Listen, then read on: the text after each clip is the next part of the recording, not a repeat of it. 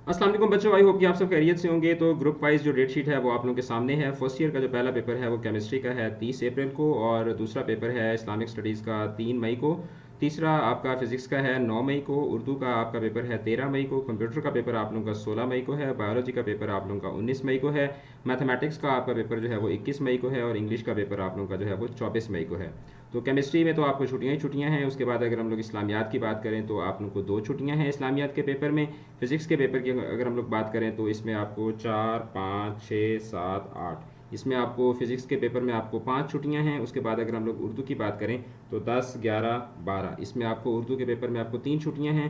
फिर उसके बाद 14, 15, ठीक है, 14, 15 इस कंप्यूटर के पेपर में आपको 2 छुट्टियां हैं। फिर उसके बाद इसी तरीके से जो बायो वाले बच्चे हैं उनको ज़्यादा छुट्टियां हैं, उनको तकरीबन अगर आपका 13 को आप लोगों का उर्दू का पेपर है तो 14, 15, 16, 17, 18 आपको इसमें 5 छुट्टियां मिल जाती हैं बायो के बच्चों को। फिर उसके बाद जो मैथमेटिक्स का पेपर है, मैथमेटिक्स का पेपर आप लोगों का 21 को है। बायो वालों का मैथ का पेपर नहीं होता।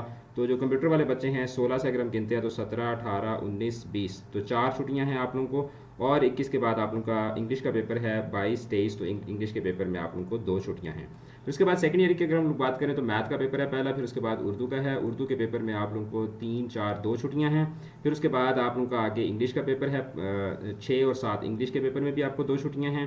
फिर उसके बाद आप लोगों का केमिस्ट्री का पेपर है तो 9, 10, 11, 12, 13, 14 केमिस्ट्री के पेपर में आपको 6 छुट्टियां हैं। फिर उसके बाद पाकिस्तान स्टडीज़ का पेपर है। पाकिस्तान के स्टडीज़ के पेपर में आपको 1 छुट्टी है। फिर उसके बाद कंप्यूटर साइंस का पेपर है तो कंप्यूटर साइंस के पेपर में आपको 2 छुट्टियां हैं। फिर उसके बाद जो बायो वाले बच्चे हैं इनको अगर हम 17 से गिनते हैं तो 18, 19, 20, 21, तो इसमें आपको 4 छुट्टियां हैं। और उसके बाद केमिस्ट्री का पीपीए है, उसके बाद फिजिक्स का पीपीए है, और उसके बाद फिजिक्स का पेपर है बायो के बाद। तो अगर 22 से 28 तक गिनते हैं तो 23, 24, 25, 26, 27, तो इसमें आपको 5 छुट्टियां हैं। तो बहुत ज़्यादा छुट्टियां हैं इसमें, आपको बहुत मज़े की आप लोगों की डेट शीट है। और इसी के साथ ही मैंने जो इंग्लिश की अकेडमी के उर्दू और इंग्लिश के जो क्रैश कोर्सेज हैं उनका शेड्यूल भी बना लिया है। जैसे आप देख सकते हैं कि फर्स्ट ईयर का जो उर्दू का पेपर है वो 13 तारीख को है। तो हमारा जो क्रैश कोर्स है ये 11 और 12 तारीख को होगा, ठीक है। 11 तारीख को जो है वो रात को 8 से 10 बजे तक जो है वो 2 घंटे का ग्रैंड ऑब्जेक्टिव टेस्ट होगा।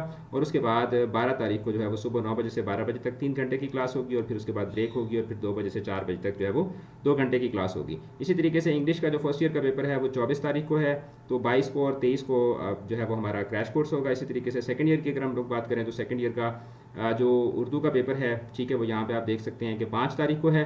तो 3 और 4 तारीख को जो है वो उर्दू का क्रैश कोर्स होगा। और उसके बाद आप लोगों का जो इंग्लिश का पेपर है वो 8 तारीख को है। तो 6 और 7 तारीख को जो है वो आपका इंग्लिश का क्रैश कोर्स होगा। तो क्रैश कोर्सेज जो है वो आपने लाजमी ज्वाइन करने हैं। उसके लिए आप अकेडमी का नंबर जो है वो मैं यहाँ पर भी टाइप कर देता हूँ, वरना आपको इस वीडियो के डिस्क्रिप्शन से भी अकेडमी का नंबर मिल जाएगा। उस पर आपने रब्ता करके अपनी क्रैश कोर्सेज के लिए लाजमी लाजमी रजिस्ट्रेशन करवानी है। तो जिस तरीके से मैंने आपको बताया था कि बहुत मज़े की डेट शीट बनी है, तो आई एम 100% श्योर कि आप अपनी डेट शीट को देखकर बहुत हैप्पी होंगे। आपको जितनी छुट्टियाँ मिलनी चाहिए थी उस हिसाब से ही आपको छुट्टियाँ मिली भी हैं। इसके अकॉर्डिंगली आप लोग अपनी प्रेपरेशन करें, क्रैश कोर्स के लिए अपनी रजिस्ट्रेशन करवाएं। खुश रहें, आबाद रहें, और ढेर सारा पढ़ें, अपने मुल्क का, अपने वालिदैन का नाम रोशन करें। चैनल को सब्सक्राइब कीजिएगा, वीडियो को शेयर कीजिएगा, अपना रखिएगा बहुत ज़्यादा ख्याल। ऑल द बेस्ट, खुदा हाफिज़।